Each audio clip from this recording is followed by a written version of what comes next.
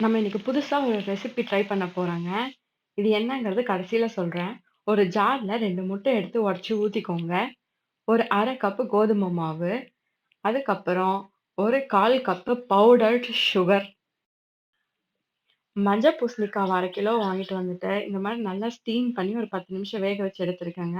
நல்லா இந்த மாரி தின்னா கட் பண்ணீங்கன்னா, ஒரு 10 நிமிஷத்துலயே வெந்துருது. இது எல்லாத்தையும் இதுல சேர்த்திப்போம்.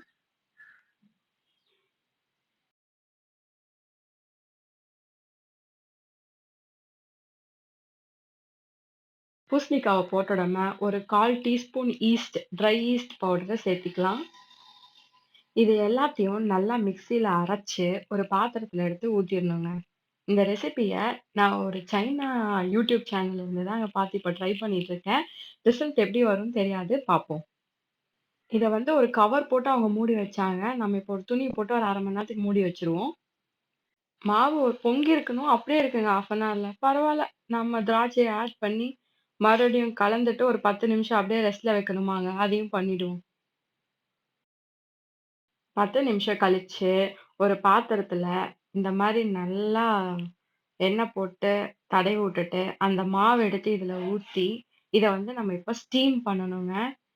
இதுதான் அதோட ஸ்பெஷலே. சைனா ஸ்டீம்டு பம்ப்கின் கேக்காமாங்க. இந்த கேக் எப்படி நம்மளுக்கு வருதுன்னு தெரியல. இதான் ஃபர்ஸ்ட் வாட்டி ஈஸ்ட் போட்டு ட்ரை பண்றேன். இதான் நம்ம மூடி வச்சிரலாம்.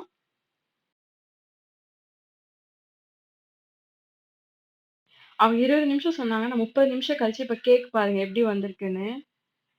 என்னங்க கேக் எப்படி இருக்கு? பரவால்ல. ட்ரை பண்ணி பார்த்துருவோம். இதுவும் எப்படி வந்திருக்குன்னு. என்னங்க கேக் விழவே மாட்டேங்குது. நல்லா ஒட்டிக்கிச்சா? கத்திய வச்சு தான் சொரண்டி எடுக்கணும் போல. எடுத்துருவோம். அவங்களுக்கெல்லாம் நல்லா புசு புசுன்னு வந்திருந்ததுங்க. இதே தான் பண்ணாங்க. ஆனா அவங்க சொன்ன அளவு நான் போடல. அவங்க அளவு வந்து சிலதுக்கு சொல்லியிருந்தாங்க, சிலதுக்கு சொல்லல. அதனால நானே ஒரு குத்து மதிப்பான அளவு போட்டனால தான் இப்படி ஆயிடுச்சுன்னு நெனைக்கிறேன். ஃபைனலா கேக் விழுந்துருச்சுங்க. அதுல கொஞ்சம் நெஞ்சம் கேக் ஒட்டிட்டு இருக்குங்க. அத எடுத்து போட்டு பட்டி பார்த்து விட்டுருவோம். ஆ கேக்கு ஓட்டை இல்லாம இப்ப வந்துருச்சு. பாத்தீங்களா? எப்படி இருக்குன்னு? ரொம்ப மொத்தமா இருக்குங்க கேக்கு. என்னடா வரவே மாட்டேங்குது. Finally divided into 2. இத நம்ம டேஸ்ட் பாத்தே ஆகணுங்க.